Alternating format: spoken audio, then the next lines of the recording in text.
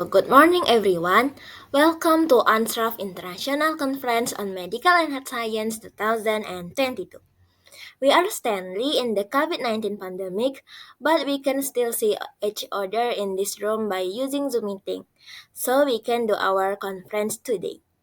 Let me introduce myself. I am Rahma as a moderator in this conference.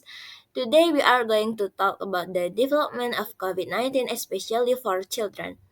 The presentation will be presented by Dr. Anissa Ramafadila from Indonesian Medical Association. Let's welcome Dr. Anissa Ramafadila.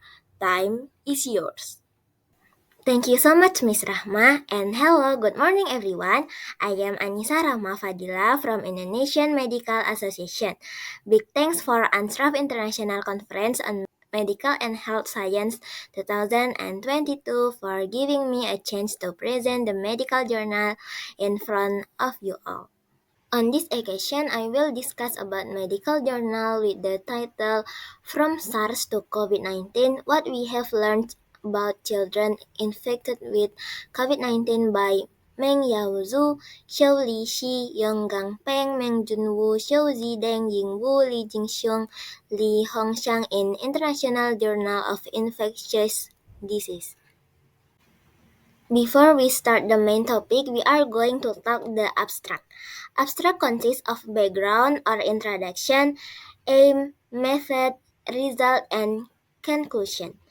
Coronavirus, both SARS-CoV and SARS-CoV-2, first appeared in China.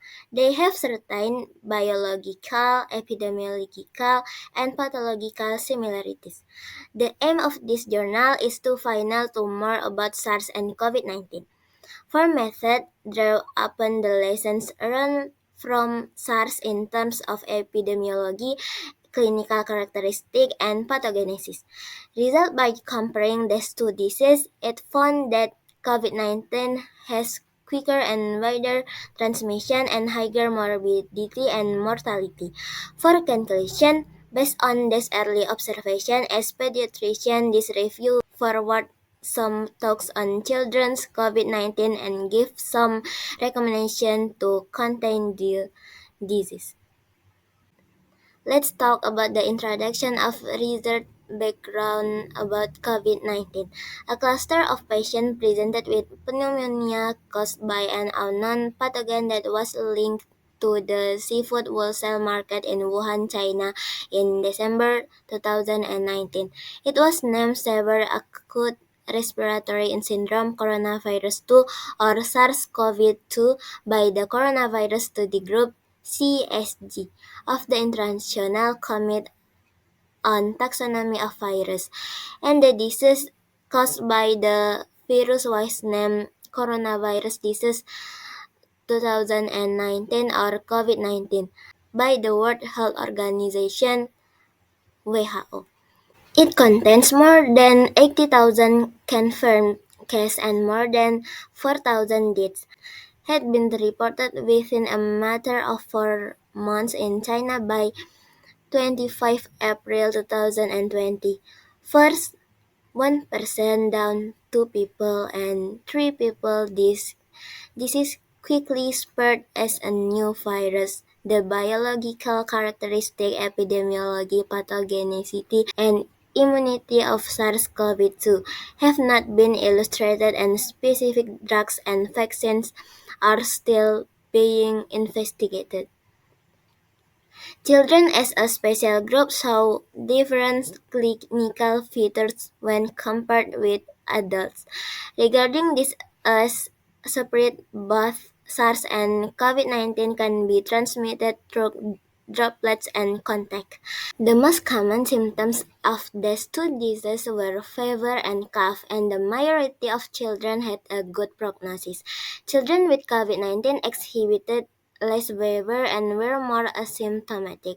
Younger children, especially newborns, affected by COVID-19 had a poor outcome, which was different from children with SARS, which showed the increased age predicted a worse outcome.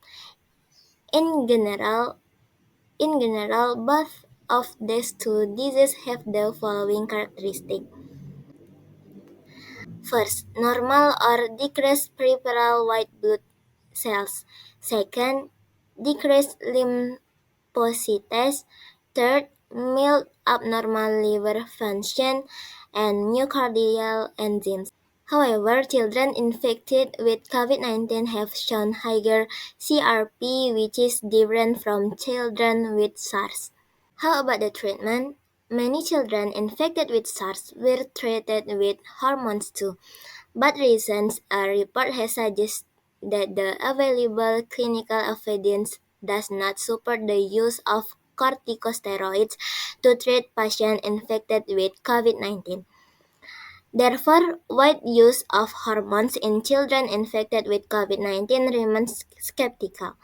Clinicians should monitor and pay attention to these early warning biochemical indicators which can help to identify severe cases.